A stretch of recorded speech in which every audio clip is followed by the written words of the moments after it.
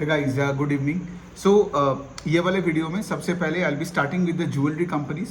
Jewellery companies में सबसे पहले हम सेंको गोल्ड का बात करेंगे and then of course I will compare it with the performance of Kalyan jewellers and Titan because वो अपना एकदम लाइक टू लाइक कंपैरिजन है.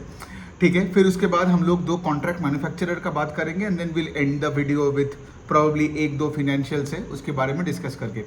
तो सबसे पहले हम बात करके सेंको गोल्ड की. ठीक है, तो सेंको गोल्ड आप देखोगे ईस्ट इंडिया से चालू होने वाला, because if you are from Calcutta और any part in east India आपने सेंको गोल्ड तो देखे होंगे, राइट. उनका कुछ I think 4th generation promoter है जो कंपनी को अभी लिस्ट किया है और पिछले 1-1.5 साल पहले ही वो लिस्टिंग हुआ है. और अभी कंपनी क्या कर रहे हैं, ईस्ट इंडिया से अभी नॉर्थ में और सेंट्रल इंडिया में ज़्यादातर करके फैल रहा है. ठीक है, तो सेंको का Q1 का जो रिजल्ट आया हुआ है आप देखोगे कि उनका सेल्स का ग्रोथ सिर्फ अराउंड 10% के आसपास है, लेकिन उनको तगड़ा ऑपरेटिंग लेवरेज मिला, मतलब इनका मार्जिन एक्सपैंड हुआ. इनका आई थिंक EPS का ग्रोथ वॉज नॉर्थ ऑफ 70% के आसपास YOY इन Q1. अब इसका कुछ रीजंस है, जैसे Q1 में सेंको का ग्रोथ वॉज ओनली 10% क्यों, because of the same old reason, heat wave and all those things, right, elections and all that. Senco ने ज़्यादा स्ट्रगल क्यों किया, because heat wave eastern India में बहुत तगड़ा रेट से मतलब अफेक्ट किया. ठीक है, एंड सिंस सेंको का आज भी majority part of the sales मतलब आई थिंक 75-80% के आसपास सेल्स अभी भी eastern part of this country से आता है, तो ऑफकोर्स हीट वेव ने सेंको का सेल्स ग्रोथ को यहाँ पे अफेक्ट किया. लेकिन मार्केट हमेशा आगे का देखती है, तो आपने देखा होगा सेंको का रिजल्ट के बाद ही कंपनी ने जो प्रेस रिलीज दिया उसमें से मैनेजमेंट ने एक ही चीज़ आके बता दिया कि हमारे जो 18-20% का जो सेल्स का ग्रोथ का गाइडेंस का नंबर था वो हम नहीं बदल रहे हैं. मतलब क्या, ये जो Q1 का जो नंबर था जिसमें ग्रोथ वॉज ओनली अराउंड 9-10% के आसपास, सेल्स ग्रोथ का बात कर रहा हूँ, मतलब this was like an aberration. और Q2 में जाके वापस वो 18-20, बिकॉज FY24 में भी ओवर 23 में सेंको ग्रू सेल्स ओवरऑल सेल्स बाई 27-28% के आसपास.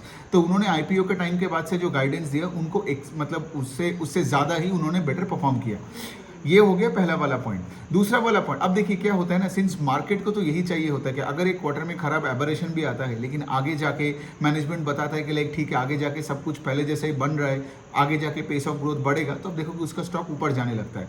दूसरा चीज़ ये है, दूसरा चीज़ बहुत सारी चीज़ें अभी ये ज्वेलरी स्पेस में हो रहा है. एक हो रहा है कि आपका ये जो कस्टम ड्यूटी घटाया, इसका मतलब क्या है, कस्टम ड्यूटी घटाने का मतलब एक ही चीज़ होता है कि लाइक मतलब ये जो सारे आपका ये जो लेट्स से गोल्ड पे जो कस्टम ड्यूटी घटा, मतलब gold is now more affordable for the retail investors. Got it, मतलब कस्टम ड्यूटी घटाने के बाद मतलब प्राइसेस और थोड़ा सा घट जाएगा, मतलब क्या, यहाँ पे आपका फुटफॉल बढ़ेगा. तो यहाँ पे आपको दोनों एंगल से सोचना पड़ेगा. सोचो आप एक कंपनी हो जो, और आप लेट से ज्वेलरी बेचने वाली एक कंपनी हो, तो आपके पुराने जो इन्वेंटरी है उसमें तो कस्टम ड्यूटी नहीं लगा. गॉट इट, कस्टम ड्यूटी लगेगा इंक्रीमेंटली जो आप जितना भी आप परचेसेस वगैरह खरीदोगे. तो यहाँ पे मतलब यहाँ पे थोड़ा बहुत इन्वेंटरी लॉसेस हो सकता है, राइट. एंड दूसरे साइड में आपका थोड़ा बहुत मार्जिन से इफेक्ट हो सकता है. But also on the other hand आप अगर कल्याण ज्वेलर्स का जब मैं कॉन कॉल पढ़ा तो कल्याण ज्वेलर्स ने भी वही बोला कि जब से ये कस्टम ड्यूटी का रिडक्शन हुआ फ्रॉम 15% to 6.5 to 7% से, आप देखोगे कि लाइक फुटफॉल्स बहुत तगड़ा रेट से बढ़ रहे हैं. तो यहाँ पे मार्जिन में थोड़ा बहुत अगला 2-3 क्वार्टर में प्रेशर आ सकता है, लेकिन ऑन दी अदर हैंड आपका वॉल्यूम ग्रोथ रहेगा. प्लस आप देखोगे companies like Senco, Kalyan, even for the matter of which Titan भी, राइट, ये जितने भी ज़्यादा स्टोर्स खोल रहे हैं तो वहाँ से भी आपका वॉल्यूम ग्रोथ भी आएगा. मतलब आपका सेम स्टोर सेल्स ग्रोथ, मतलब पुराने दुकानों से आपका फुटफॉल का इंक्रीज आप देखोगे और ऑफकोर्स वैल्यू ग्रोथ देखोगे, और नया जो दुकानें खोल रहे हैं उसका आप देखोगे कि लाइक वॉल्यूम ग्रोथ कितने आ रहे हैं वहाँ से बिजनेस का. ठीक है, लेकिन ओवरऑल अगर आप देखोगे कि लाइक ज़्यादा मतलब यहाँ पे दिमाग लगाने का टेंशन नहीं है, बिकॉज सेंको का मुझे वही देखना था कि क्या मैनेजमेंट अपना गाइडेंस को घटा रहा है कि नहीं. फ्रॉम लेट से 20% जो करता था, बिकॉज Q1 का नंबर उतना अच्छा नहीं था, लेकिन उन्होंने क्लियरली, उनका CFO जो है उन्होंने क्लियरली बता दिया कि हमारा जो 20% का जो गाइडेंस है सेल्स ग्रोथ का ओवर FY25 ओवर 24 में वो वही के वही रहेगा. अब तो यही वाला पॉइंट हो गया. दूसरे साइड से ऑफ कोर्स आप अगर सेंको और कल्याण में देखोगे, कल्याण का स्टोर एक्सपेंशन का rate is happening at a much faster pace, right. और सेंको का जो ओवरऑल जो सेल्स ग्रोथ हुआ पिछले साल भी आप देखोगे उसका शायद मेजोरिटी चंक यही था कि गोल्ड प्राइसेस बढ़ रहा है. If you look at gold prices in Q1 over Q1 भी आप देखोगे कुछ 18-20% से गोल्ड प्राइस बढ़ते, और गोल्ड प्राइस तो बढ़े ही जा रहे हैं. I think even quarter on quarter भी gold prices went up by over I think 10 और 11% के आसपास. So as a result of which क्या, अगर आप जो भी आप ज्वेलरी मैन्युफैक्चरर हो, रिटेलर हो, तो अब क्या हो रहा है, आपका जो गोल्ड प्राइसेस है उसी हाई प्राइस में ही तो आप उसको बेच रहे हो। थोड़ा सा वॉल्यूम डिग्रोथ होता है, ठीक है, मतलब डिग्रोथ नहीं बोलूँगा, थोड़ा सा वॉल्यूम्स इफेक्ट होता है, लेकिन आपका प्राइस हाई कितना होता है ना। और देखिए ना, कस्टमर के एंगल से भी देखोगे तो लाइक मतलब किसी का अगर शादी है तो घर वाले तो ये नहीं बोलेंगे ना कि गोल्ड प्राइसेस नीचे नहीं आएगा तो शादी हम पीछे कर देंगे। वो थोड़ा सा 1-2 महीने का ऊपर नीचे कस्टमर्स वेट करते हैं, फिर वापस जाके खरीदी लेता है। इसीलिए तो कस्टम ड्यूटी का ये जो रिडक्शन, ये बहुत ही अच्छा न्यूज़ है। क्यों? बिकॉज इसके बाद क्या हुआ, तगड़ा रेट से फुटफॉल्स बढ़ गया, जो हमें Q2 में ये सारे कंपनीज का नंबर्स में देखने को मिलेगा। अच्छा, ये हो गई बात। अब अगर मैं पूरा स्पेस का, अगर मैं सिर्फ B2C के एंगल से बात करूं तो आप देखोगे टाइटन का 9% का ग्रोथ, सेंको का 9% का ग्रोथ, लेकिन कल्याण का 27% का ग्रोथ। मतलब क्या, टाइटन तो चलो इतना हायर बेस में उस रेट से ग्रो करना भी उनके लिए डिफिकल्ट है, लेकिन मेरा पॉइंट है कि लाइक आपने देखे होंगे कि कितने सारे कंपनीज हीट वेव की वजह से कंप्लेन किए जा रहे हैं, लेकिन ये हीट वेव और इलेक्शन के बावजूद भी कल्याण ज्वेलर्स ने 27-28% से ग्रो किया। इसीलिए आप देखोगे कल्याण को इतना हाई पी मिलता है मार्केट में। तो ये हो गई बात। तो ठीक है, सेंको का भी सब कुछ ठीक है, कल्याण का भी सब कुछ ठीक है, टाइटन का भी सब कुछ ठीक है। ज्वेलरी स्पेस में तो अब बहुत तगड़ा रेट से आप देखोगे अनऑर्गेनाइज से ऑर्गेनाइज स्पेस में मार्केट शेयर शिफ्ट हो रहा है ना। मतलब ये जो मैंडेटरी जो ये हॉल मार्किंग कर दिया, फिर 2 लाख के ऊपर आप ज्वेलरी खरीदोगे, फिर आपको पैन कार्ड चाहिए होगा मैंडेटरी बेसिस में। इन सब से क्या हुआ, मैं आपको एक बेसिक डेटा बताता हूँ। 2000 साल, in the year 2000, organised market share था और ऑर्गेनाइज प्लेयर्स का मार्केट शेयर था अराउंड 10%, अनऑर्गेनाइज था 90%। लेकिन आज अगर आप देखोगे अनऑर्गेनाइज हो गया 67% और ऑर्गेनाइज वो 10% से 33% हो गया। और ये कंपनीज को लगता है कि अगले 3, 4, 5 साल में इनका ऑर्गेनाइज मार्केट शेयर बढ़ के 40% हो जाएगा। तो ज्वेलरी में बहुत सारे मतलब टेलविंड्स एक साथ चल रहे हैं। और इसीलिए आप देखोगे सिर्फ ये तो नहीं, इनका जो B2B जो कॉन्ट्रैक्ट मैन्युफैक्चरर्स भी होते हैं, स्काई गोल्ड टाइप का कंपनी जो उस दिन मैंने वो वीडियोस में मैंने कवर किया, राइट, उनका तो सेल्स डबल हो रहा है, राइट, कैपेसिटी बढ़ा रहा है, यूटिलाइजेशन बढ़ रही है, उन्होंने अपना गाइडेंस भी बढ़ा दिया। So everything related to jewellery is doing extremely well, ठीक है। इवन आप देखोगे उस दिन मैंने खजानसी ज्वेलरी करके कंपनी को ट्रैक किया, तो वो तमिलनाडु बेस्ड है, वो भी बहुत बड़ा एक स्टोर खोल रहे हैं 10,000 स्क्वायर फीट का। RBC ज्वेलर्स का भी कुछ देर पहले रिजल्ट आया, मैं अभी कवर नहीं कर रहा बिकॉज मैंने ढंग से उसका PPT नहीं देखा, लेकिन उनका भी अच्छा खासा ग्रोथ दिखा। तो सबका रिजल्ट अच्छा आ रहा है, ठीक है। सो ज्वेलरी स्पेस में तो टेलविंड ही टेलविंड है। अच्छा, अब हम थोड़ा बात करते हैं 2 कॉन्ट्रैक्ट मैन्युफैक्चरिंग कंपनीज का। पहले हिंदुस्तान फूड्स का करते हैं। तो हिंदुस्तान फूड्स क्या है, वो एक कॉन्ट्रैक्ट मैन्युफैक्चर है ये सारे फूड एंड FMCG कंपनीज का, ठीक है। फिर ये लेदर बनाने वाले, फिर ये जूते बनाने वाले कंपनीज का। आप सोचो आप एक FMCG कंपनी हो, आपका लेट से फॉर एग्जाम्पल आप टूथपेस्ट बनाते हो, आप खाने वाने का चीज़ें बनाते हो एंड ऑल दैट। लेकिन क्या होता है ना, सोचो आप अगर हमेशा नया प्लांट बिठाओगे तो वो बहुत ज़्यादा कॉस्ट इंटेंसिव हो जाता है। फिर आपका क्वालिटी कंट्रोल करो, 1000 जगह से आपको लाइसेंस लो, सर्टिफिकेशन लो, मैन पावर हायर करो एंड ऑल दैट। तो इसीलिए बहुत कंपनीज क्या करते हैं, वो एक कॉन्ट्रैक्ट मैन्युफैक्चरिंग को भी अपना काम दे देता है, ठीक है। तो हिंदुस्तान फूड्स एक कॉन्ट्रैक्ट मैन्युफैक्चरर है। मतलब हमारे देश में आप देखोगे ये सब हिंदुस्तान यूनिलीवर, फिर उसके बाद आपका कोलगेट हो गया, ऐसे बड़े बड़े जो भी ब्रांड्स है, राइट, फिर उनका कॉन्ट्रैक्ट मैन्युफैक्चरर है आपका हिंदुस्तान फूड्स, ठीक है। तो हिंदुस्तान फूड्स का personal care, home care, food and beverages, leather, और लेदर मतलब यहाँ पे फुटवेयर का भी बात हो रहा है। तो मैनेजमेंट अभी ये सब जूते बनाने में भी बहुत तगड़ा रेट से वो बुलिश हो रहा है, ठीक है। तो ये हो गया बात। और यहाँ पे क्या है, कंपनी का क्या सीन हो रहा है कि कंपनी यहाँ पे उनका जो एग्जिस्टिंग प्लांट्स है वहाँ पे भी ब्राउनफील्ड केपेक्स किए जा रहे हैं। उनका एक नया आइसक्रीम वाला एक फैक्ट्री बन रहा है, और तीसरे साइड में they have also started commercial production of sports shoes, ठीक है। तो ये कंपनी बहुत छोटी है, छोटी सी मार्केट कैप वाली ये कंपनी है। लेकिन अभी यहाँ पे बात यही है कि कंपनी का मैनेजमेंट यही बोल रहा है कि सिंस इन्फ्लेशनरी प्रेशर के वजह से FMCG स्पेस में उतना ग्रोथ नहीं आया, राइट, उतना ग्रोथ नहीं आ रहा है। अगर FMCG मतलब अगर रूरल इकोनॉमी वापस आ जाती है, ठीक है, जो इन्फ्लेशन की वजह से इतना ठोकर खाया पिछले 2-3 साल से, ये वापस आ जाएगा तो FMCG कंपनीज को भी ग्रोथ मिल जाएगी, राइट। और यहाँ तो वही वाला बात है ना कि लाइक सोचिए ना, अगर FMCG कंपनीज को ग्रोथ दिख रहा है तब भी तो वो कॉन्ट्रैक्ट मैन्युफैक्चरर के पास जाके काम देगा कि भाई तू मुझे इतना लाख टूथपेस्ट बना के दे, है ना। तो यही बनता है। तो कंपनी का मैनेजमेंट का यही कहना है, but they are hopeful of the recovery of the FMCG space. ऐसा नहीं कि स्पेस एकदम तगड़ा वापस आ गया है, अगर आता तो आप FMCG कंपनीज का रिजल्ट में देखते, बिकॉज आज भी यूनिलीवर, डाबर, मैरिको, इन सब का वो सिंगल डिजिट में ही वो ग्रोथ आता है, ठीक है। सो ये हो गया बात। अच्छा, दूसरे साइड में मैनेजमेंट का वही है। एक चीज़ है कि कंपनी ने कोई एक आइसक्रीम का प्लांट खोला था नॉर्थ के साइड में, अब उसको बंद करके अब उसको नासिक के साइड लेके आए, तो ये भी एक खराब चीज़ है, बिकॉज इसमें से खर्चा ज़्यादा है और इसके बाद आपका टाइम भी ज़्यादा लग रहा है, सो ऑन एंड सो फोर्थ, ठीक है। वरना कंपनी अच्छी है और कंपनी का रिजल्ट तो बुरा नहीं है, बिकॉज इनका सेल्स ग्रू 40% के आसपास, ठीक है। ऑपरेटिंग लेवरेज नहीं मिला, पैट ओनली ग्रू अराउंड 16% के आसपास, लेकिन इसको ट्रैक कर सकते हो, बिकॉज अगर आपको फूड एंड FMCG ये स्पेस में एक अच्छा सा प्रॉक्सी खेलना है तो Hindustan foods can be a good company, मतलब because they have clients across the big and the smaller FMCG company, food company, footwear company and so on and so forth, ठीक है। ये हो गया आपका हिंदुस्तान फूड्स। अब एक दूसरा कंपनी के बारे में बात करते हैं, वो भी एक कॉन्ट्रैक्ट मैन्युफैक्चरर ही है, वो एक्चुअली एक लाइसेंसर है, ठीक है, बड़े बड़े ब्रांड्स का। कंपनी का नाम है ब्रांड कॉन्सेप्ट्स। तो आप सोचो ब्रांड कॉन्सेप्ट्स का बिजनेस मॉडल बहुत सिंपल है। टॉमी हिलफिगर का कोई अगर वॉलेट हो जाए, या से टॉमी हिलफिगर का कोई अगर डफल बैग हो, सॉफ्ट लगेज हो, या फिर कोई हार्ड लगेज हो, ठीक है, ये सब का कॉन्ट्रैक्ट मैन्युफैक्चरिंग इंडिया में करता कौन है? आपका ब्रांड कॉन्सेप्ट्स, ठीक है। तो ब्रांड कॉन्सेप्ट्स क्या करता है? टॉमी हिलफिगर का जो भी लगेज हो या फैशन एक्सेसरी, कपड़े नहीं, ठीक है, अपैरल्स नहीं, ठीक है, सिर्फ लगेज और फैशन एक्सेसरीज और वॉलेट्स और वीमेन और या फिर लेडीज का हैंडबैग, ये सब के बारे में बात कर रहा हूँ। इन सब का डिजाइन से लेके मैन्युफैक्चरिंग से लेके इनको बेचने तक का पूरा रिस्पॉन्सिबिलिटी है ये आपका ब्रांड कॉन्सेप्ट्स का। अब यहाँ पे क्या होता है, सिंस ये टॉमी हिलफिगर का ब्रांड को यूज कर रहा है, तो जो भी ये माल अल्टीमेटली बेचता है वो टॉमी को उनको रॉयल्टी देना पड़ता है ना, और वही से टॉमी का भी कमाई होता है, और ये इनका सबसे बड़ा एक एक्सपेंसेस का पार्ट आता है।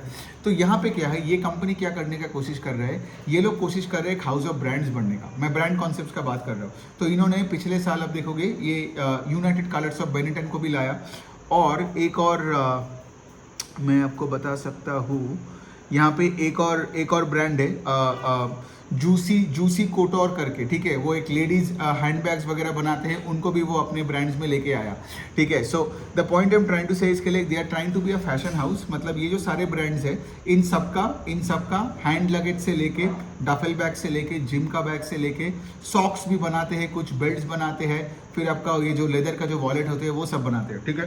तो कंपनी का यही है कि जितना ज़्यादा हो सकते हैं बड़े बड़े ब्रांड्स इनको लेके आएंगे, और ऑफ कोर्स और इनका स्केल करेंगे, एंड सारे सारे आज मेथड्स हैं जिससे ये अपने ये ब्रांड्स का प्रोडक्ट्स को बना के बेचता है, मतलब ऑनलाइन हो गया, लार्ज फॉर्मेट स्टोर्स हो गया, multi brand outlet, even exclusive brand outlet, हर जगह से बेचता है। फिर ये कॉर्पोरेट्स को भी देता है ना, वो भी इनका एक तगड़ा सेल्स का एक पार्ट है, जब ये कॉर्पोरेट्स को भी अपना सारा बैग्स वगैरह एक साथ देते हैं ताकि वो एक पर्टिकुलर क्लाइंट अपने सारे क्लाइंट्स के लिए ये सब माल ले ले, है ना। तो ये हो गया। अब यहाँ पे बात है कि इनका सेल्स सिर्फ 18% से ग्रो किया।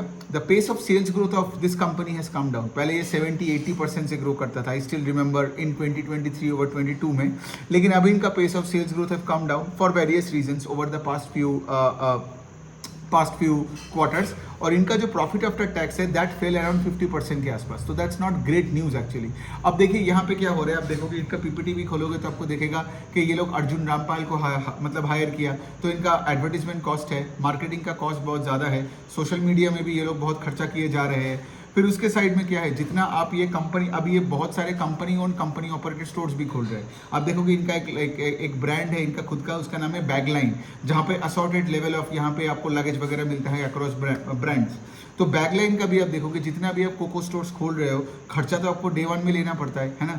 तो यहाँ पे इसी वजह से क्या हुआ है, आपका यहाँ पे खर्चे में थोड़ा बहुत यहाँ पे प्रेशर है, राइट। अदर एक्सपेंसेस यहाँ पे इनका बढ़ते जा रहा है, which actually drag down on margins. फिर उसके बाद क्या हुआ, फिर उन्होंने ये भी बताया कि पुराने इन्वेंटरी में इनको हायर रॉयल्टी पे करना पड़ रहा है, ठीक है। मतलब रॉयल्टी बढ़ते जा रहे हैं, लेकिन पुराने इन्वेंटरी है, मतलब क्या है, रॉयल्टी का लेट से सम अमाउंट बढ़ गया, लेकिन पुराने इन्वेंटरी जब आप बेचोगे, इन्वेंटरी मतलब तुम्हारे पास है, लेट से डिस्प्ले में है, जब तुम उसको बेचोगे तब आपको उतना पैसा आप रिकवर नहीं करोगे। तो पुरानी इन्वेंटरी में higher royalty is also not a great sign. But any which way company का तो डायरेक्शन सही दिशा में है। They are opening stores across various cities. अब बहुत ही छोटी कंपनी है, छोटा छोटा करके कोई शहर में 3 स्टोर, 4 स्टोर, 5 स्टोर ऐसे करके now they are into like I think 10-15 states के ऊपर तो चला ही गया होगा, ठीक है, तो ये हो गया ब्रांड कॉन्सेप्ट। बट वही है ना, कोई भी स्टॉक का अगर कंपनी का पेस ऑफ सेल्स ग्रोथ घटता है, मतलब जैसे मैंने बोला पहले 60, 70, 80% से ग्रो करने वाला कंपनी अभी 17, 18, 20% से ग्रो कर रहा है। अब ऑफ कोर्स एक और रीजन तो है because of heat wave and blah blah, वो सब तो मतलब एक कॉमन ही बन गया across companies. But then again अगर आपका पेस ऑफ सेल्स ग्रोथ घटता है, फिर अगर आपका पैट और ईपीएस इतने 40-50% से घट जाता है, तो स्टॉक में पैसा बनाना थोड़ा डिफिकल्ट होती है। तो ये हो गया बात। अब लास्ट एक कंपनी कर लेते हैं, वो है मुथूट माइक्रो फाइनेंस। ठीक है, वो एक माइक्रो फाइनेंस कंपनी है as the name suggest, right. तो मुथूट माइक्रो फाइनेंस का रिजल्ट मुझे उतना बुरा नहीं लगा compare to say for example जो बाकी माइक्रो फाइनेंस कंपनीज का नंबर्स आ रहे हैं। मतलब यहाँ पे इनका एसेट क्वालिटी में कंट्रोल है। ठीक है, आप देखे होंगे क्रेडिट एक्सिस ग्रामीण हो, उज्जीवन हो, फिर और भी बहुत सारे, फिर आप देखोगे आई थिंक स्पंदना स्फूर्ति हो, इन सब का एसेट क्वालिटी खराब हुआ है in the micro finance space. लेकिन मुथूट माइक्रो फाइनेंस का एसेट क्वालिटी स्टेबल रहा है इन अ वे के लिए। अभी उनका ग्रॉस एनपीए का नंबर आई थिंक 2.1% है। पिछले क्वार्टर मतलब Q4 FY24 में 2.3% था। लेकिन इनमें क्या सीन हुआ है, इनका भी अभी बिकॉज ऑफ इलेक्शन हुआ एंड बिकॉज ऑफ वही आपका same old story, because of heat wave, इनका पेस ऑफ लोन बुक का ग्रोथ घट गया। अभी इनका लोन बुक ग्रू ओनली अराउंड 21%। ठीक है, जब इनका अगर आप FY24 में देखोगे तो loan book grew north of 30-35% के आसपास। मुथूट माइक्रो फाइनेंस के वैसे भी लोन बुक का ग्रोथ का गाइडेंस वाज नॉर्थ ऑफ 25%, लेकिन इस बार किया कितना 21%। But you have to give it to this ना कि लाइक ये सब बिजनेसेस है ना, मतलब एक्सेल शीट में बैठ के आप कुछ भी बना लो एंड कुछ भी कर लो, लेकिन धंधा चलाना और एक्सेल शीट में काम करने में बहुत आसमान और जमीन का फर्क है। The point I am trying to say इसके लिए बिकॉज इतने सारे प्रॉब्लम्स आया, इसीलिए इनका pace of sales growth, pace of आपका क्या बोलते हैं, पेस ऑफ लोन बुक का ग्रोथ थोड़ा घटा। दूसरे साइड में क्या है, इनका आरओई का नंबर भी यहाँ पे थोड़ा बहुत घट गया। ठीक है, अब इनका आरओई 15% है, जबकि लास्ट ईयर सेम क्वार्टर में 22% था। ये इसीलिए हुआ बिकॉज आप अगर इनकम स्टेटमेंट इनका देखोगे, ये लोग बहुत ज़्यादा करके इम्पेयरमेंट किए जा रहे हैं। अब देखिए इसका मतलब कभी कभार ये भी नहीं है कि लाइक बट बहुत फिनेंशियल्स क्या करते हैं, कभी कभार they provide more, right, they provide. आपने अगर मेरा फिनेंशियल वर्कशॉप नहीं लिया हो तो पक्का ले लेना, बिकॉज क्या है ना, उन सब में ये सब चीज़ों को मैंने बहुत अच्छे से ढंग से समझाया, 2 दिन लेके समझाया ये सब चीज़ें। तो any which way, so the point that I am trying to say is very simple कि इनका आप देखोगे इनका जो प्रोविजन उन्होंने किया या impairment, that number went up by almost 4x which hurt profitability, है ना। तो जहाँ पे प्रॉफिटेबिलिटी इफेक्ट होता है तो आरओई भी इफेक्ट होता है, बिकॉज आरओई का numerator is net income, correct. तो यहाँ पे आरओई का नंबर इज 21%।